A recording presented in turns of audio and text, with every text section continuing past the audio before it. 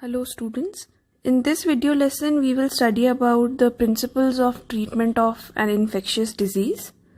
Now whenever we fall sick, we take steps to get rid of the disease. There are two common ways to treat an infectious disease. The first one is to reduce the effects of a disease, means to reduce the symptoms of the disease. To achieve this, we can take medicines that bring down common symptoms such as fever, pain, loose motions, etc. For example, if a baby is suffering from loose motions, he immediately needs medicines to control loose motions, otherwise he may be in danger. As you know, loose motions can lead to dehydration. If a person is suffering from high fever due to malaria, he needs medicine to bring down his fever. We can also achieve this by taking bed rest. Now, how is it possible by taking just bed rest? See, by taking bed rest, we conserve our energy and this helps our body in early recovery. So this was the first way to treat an infectious disease. Now let us talk about the second way. See, symptoms-directed treatment provides temporary relief from the disease because this will not make the microbes go away and the disease will not be cured. To get rid of the disease permanently, we need to kill the microbes. So, second way of the treatment of an infectious disease is to kill the microbes. The medicines are used to kill microbes. For example, when you suffer from malaria, you take quinine as a medicine. Quinine kills malarial parasite. You have already studied that microbes can be classified into different categories. They are virus, bacteria, fungi, or protozoa. One type of medicine is not effective against all the category of microbes. Medicines that are used against bacteria cannot be used against viruses or protozoas. Each of these groups of organisms have some essential biochemical life process which is peculiar to that group and not shared with the other groups.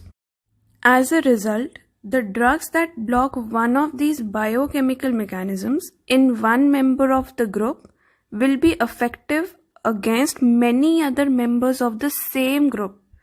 But the same drug will not work against a microbe belonging to a different group. Biochemical pathways also do exist in our body cells. Most of our biochemical pathways are different from that of bacteria. We have to find a drug that blocks the bacterial biochemical pathway without affecting our own. This is what is achieved by the antibiotics.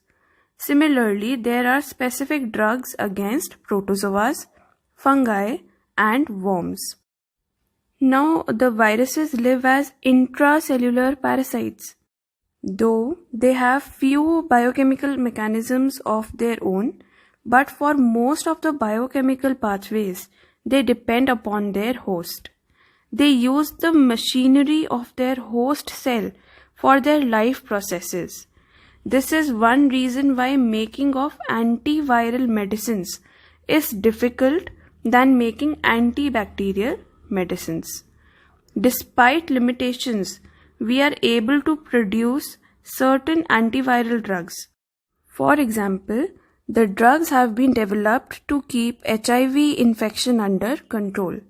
Now, as we all know about the current situation, about the COVID-19, it is also due to a virus called coronavirus, due to which it is difficult to make a vaccine.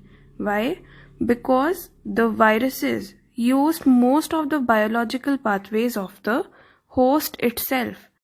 So it is difficult to find a drug that blocks the virus biochemical pathway without affecting our own biochemical pathways. Now let us see what are the principles of prevention. There are two methods or approaches to deal with infectious diseases. First approach is treatment and the second approach is prevention. The first approach is by the use of drugs. There are 3 limitations of this approach to deal with infectious disease. The limitations are: when a person gets a disease, his body functions are damaged and may never recover completely. The second limitation is treatment takes its own time, which means that the person suffering from the disease is likely to be bedridden for some time even after getting proper treatment. And the third limitation is the person suffering from infectious disease can serve as a source or reservoir of the infection. He can spread the infection to other people. Because of these limitations, we can say that prevention of a disease is always better than cure. Preventive measures are the precautionary steps taken to check the spread of a disease. There are 2 approaches for prevention of a disease.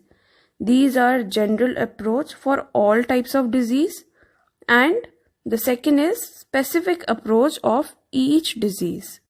Let me give you a very simple example of the current situation only. What we people are doing, we are wearing masks wherever we go, or we are taking sanitizers, hand sanitizers with us, so that we keep our hands clean every time we go out of the house. Even when we are in the house, we are washing our hands plenty of times. So these are all the preventive measures. We are following social distancing nowadays. So these are all the preventive measures which we are taking so that we don't get hold of this dangerous coronavirus. Now in the next video lesson, we will study about the general and specific approaches of preventing infectious diseases.